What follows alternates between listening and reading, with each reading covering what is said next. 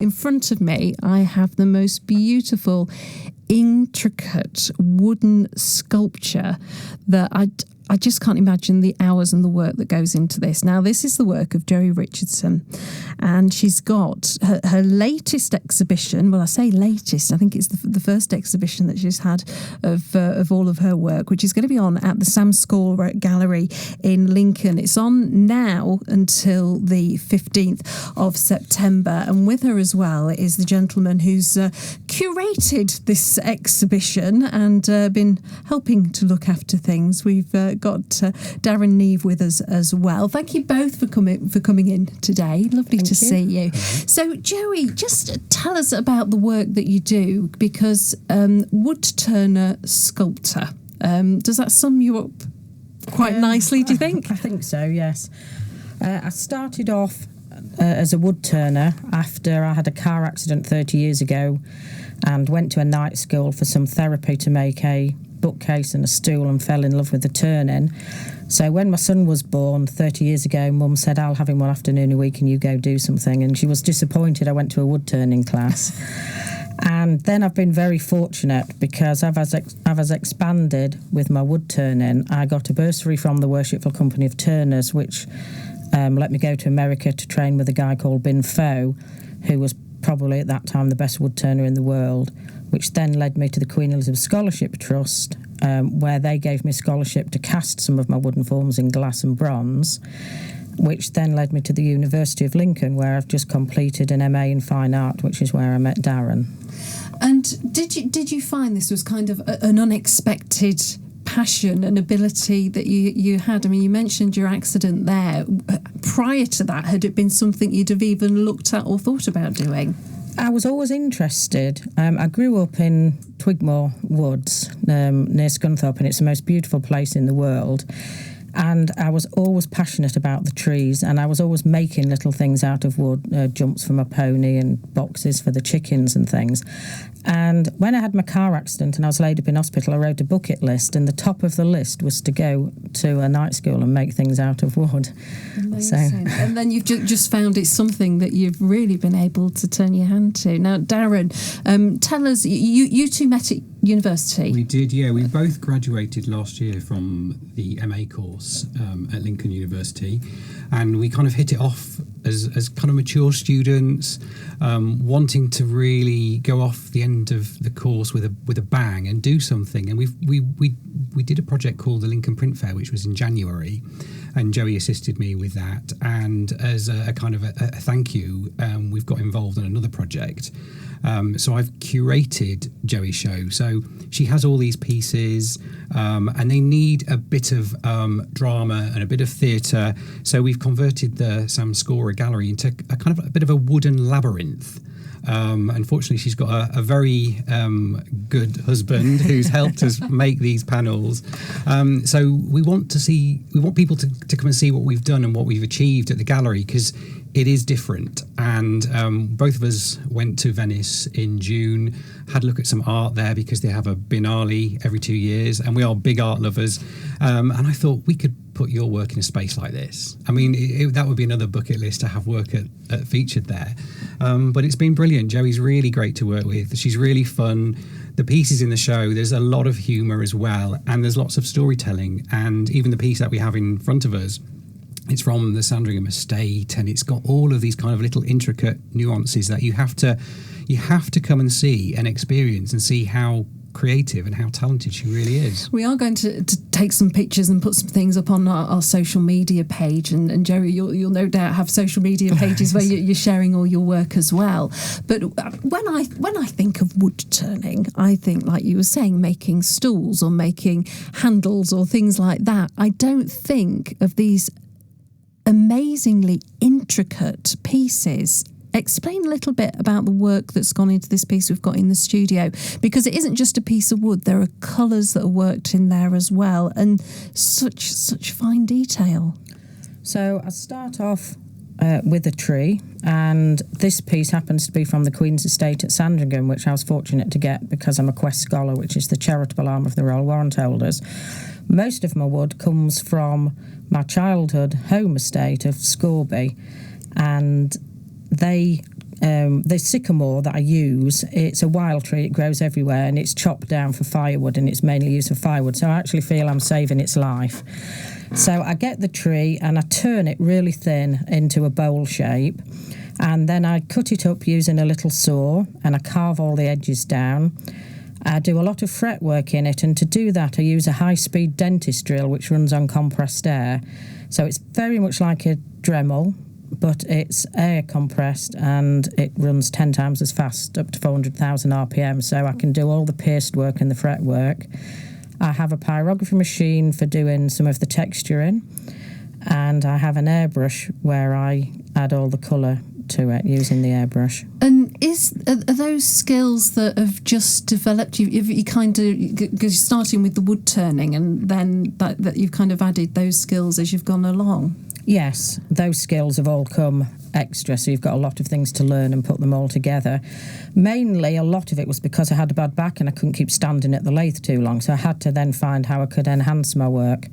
And I get bored easily, so I like to move on a bit. And it's like, when Darren was curating the show, he kept sending me home for more work because he didn't want me to see what he was doing with the work, so I just had to keep going and fetching it in. And is she a bit of a nightmare to work like that? She's like, you can't do that with my work, Darren. Leave it alone. I had to leave him. I had to be out the way and leave him to it. And he's done a fabulous job and building all the walls in the gallery and making it exciting to walk around. It's fabulous. It's great to work with. I think because of the trust as well, because she's entrusting me with these pieces, and I have to display them and put them in a space that obviously people want to come and see and experience them as well. So it's trying to show them off at their best and just add to the experience, isn't it, really? Absolutely. And all together. Hey, Joey's got a great sense of humour, and I've even been to some of her demos where she's talking to the crowd and she seems to engage with them, and these pieces do exactly the same thing. So, and we are at the gallery nearly every day, so if you do come down, you can chat with us and you can find a little bit more, and there's things in the space which are hidden. So in a normal gallery, everything's kind of put on the wall or in a space, and you can see that. But you have to come in and almost go backstage to see what how the things are displayed, and it's just really good fun. I mean, I didn't think I could do something like this with something that I'm not a woodsman. I have no kind of, I'm really impractical. And then to see Joey do these things, and her confidence comes through, but then I pick up the next section, the pick up the reins and say, right, this is what I'm going to do. This is how your work needs to be seen and displayed. Is that your kind of area of expertise now that you're going down? Obviously, you went to university together. You were on the same course together as mature students. Because Darren, what was your area that you were working on? Well, originally, most people might know some of my older work, which was Lego pieces. And I'm very fortunate to have a group show coming up at Scunthorpe at the 2021 gallery. So some of my work will be featured there. But a lot of the things coming back to Lincolnshire after such a long time out. I mean, we've had the fabulous launch of the flag, which is a recent phenomenon. But when I've been looking around the city, you see how much things have changed. So there's lots of things that are either being constructed or taken down. So all this Harris fencing, which I thought became a bit of a symbol of the city for me, I was using a lot of that in my work. But the more and more I see how my friends, I've got so many creative friends, and I want to give them a boost as well. And in the middle of Lincoln at the moment, there's lots of threats to the arts and culture. And if we can do anything that puts Lincoln on the map and gets people talking and looking and seeing and hopefully buying work, this is what I'm trying to, get people to say, come and see it, come and vote with your feet and come and see what we're up to. So Joey, the idea of actually doing an exhibition, is that something you always, once you got into this and thought, yes, I'd like to exhibit my work, or did you have to have your arm twisted to get those pieces and do an exhibition? Well, I've exhibited my work all over the world, but it's with other galleries, and they actually do all the work for you. So I've been very lucky in that respect that I've had my work exhibited, but I've never had a solo show. I've had shows with other people, but never had a solo show. And Darren actually went and we did the print fair there, and there was 2 spare weeks, and he booked it and said, "Oh, you're having a solo show, and I shall curate it." So I didn't really have a lot of choice in the matter, did I? But also, is this the first time that you've been able to spend a substantial amount of time helping with the planning of an exhibition and actually being there as well? It's been really quite emotional, actually. The main thing for me was seeing all my work together, from the very first stool that I made at the night school, with all my turn-ins, my degree show work, and then my latest work, and plus some fun work we've just done. I've just been doing with my interpretation of IKEA furniture, so I've taken some IKEA furniture and done some work on that as well. Where does that inspiration come from? I mean, I can remember in art classes at school, the teacher would go, right, we need you to do something along these lines, and then you'd have to think of something. And I used to really struggle with that creative side of coming up with something very original and new. What process is it for you? Do you get the wood and then think what you can do with it, or do you come up with an idea, then go and find the wood to match it? How does it work? Well, I started off learning the skills to start with, so the wood turning skills, the airbrushing, the pyrography and everything. Then I know what shape I want, and every piece of mine's got a story in it. So what I really like to do is I know what story I want and I know what shape I'm doing, and then I go do it and I put it in. And I use an awful lot of symbolism as well in there, and I get quite a few commissions as well. So then I can put different stories in that. So it's having every piece has a story, and then the creativity starts to flow then. We're going to talk a little bit more, but we're going to take a break for some catch up with all the latest travel news on BBC Radio Lincolnshire. But my special guest in the studio at the moment, I've got Joey Richardson. She's got an exhibition of her work at the Sam Scorer Gallery in Lincoln. It's on now until the 15th, and it's been curated by Darren Neave, who's also with us. He's had the joy of putting all this work together and getting it looking its best to put on show for you to go and see. We'll talk some more very soon. BBC Radio Lincolnshire Travel.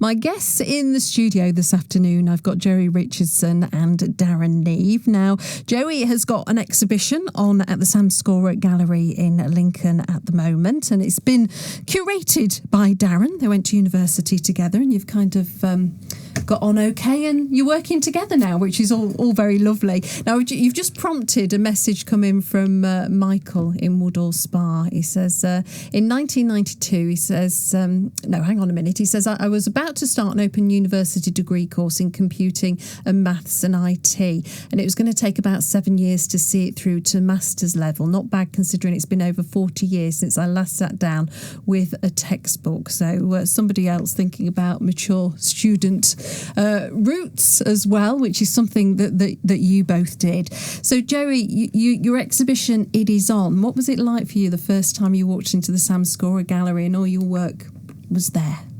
It's quite emotional seeing all of my work together in one place. I've never had everything all together before in one place. I've had things exhibited all over the world, but not everything together. And seeing my first stool and all the way through to my degree work, my turn-in, my latest work, it's emotional. And Darren, you, for the piece, I'm probably putting you on the spot here, but looking at the pieces that Joey's done, have you got a few favourites in there?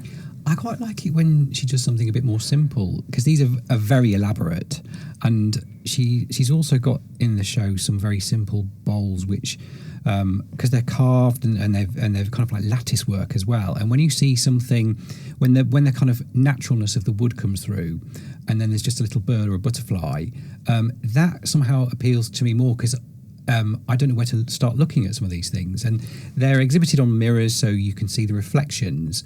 But when you've got something really simple and it's juxtaposed with something quite kind of intricate and really elaborate, you can kind of then see how talented she really is. And it's nice to pull those kind of little details out, but then because we've also used some of the IKEA furniture, and you can see some of the kind of funny sides. There's Billy bookcase, for example, one of their best-selling pieces, and Joey's just done this little superb twist, and all it takes is that just something, you know, with Billy we think about goats, and Joey's picked up on the story of the Billy goat Gruff. Yeah. And there's the troll, which again, modern day trolling is about social media, so there's a little emblem that Joey's carved in there, and for me that really sings, because it kind of makes you look more detailed, you know, in a kind of different way. So they those works have been put on pedestals as well, so it's just nice to do that stuff with that, really.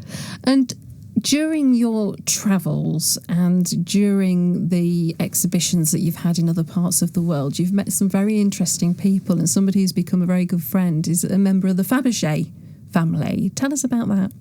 Yes, Sarah Fabergé, she's a liveryman of the Worshipful Company of Turners, the same as I am, and she's become a very good friend of mine, and we do quite a lot of things together. We have great fun. She's a fabulous person, and earlier this year the Fabergés got asked to donate a piece to the Restaurant Association Gala Dinner to give us an honorary lifetime award to the Roux family, the 3 generations of the Roux.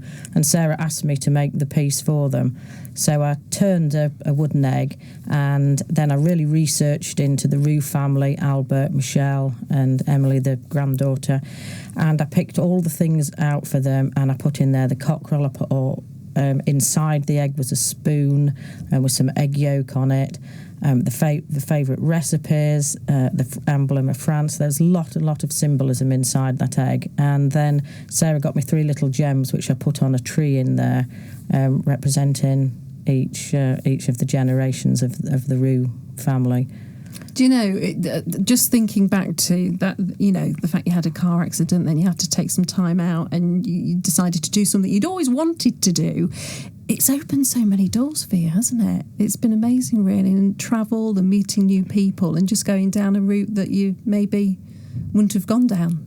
Yes, it needed that to get me to write my bucket list and start doing things, I think. Yeah. And I have been very fortunate with the people I've met, with getting the bursary award from the Worshipful Company of Turners, we're getting the scholarship from the Queen Elizabeth Scholarship Trust, and they all came down to the opening and supported me, which has been absolutely fantastic. And then I travel all over the world teaching and demonstrating my wood turning.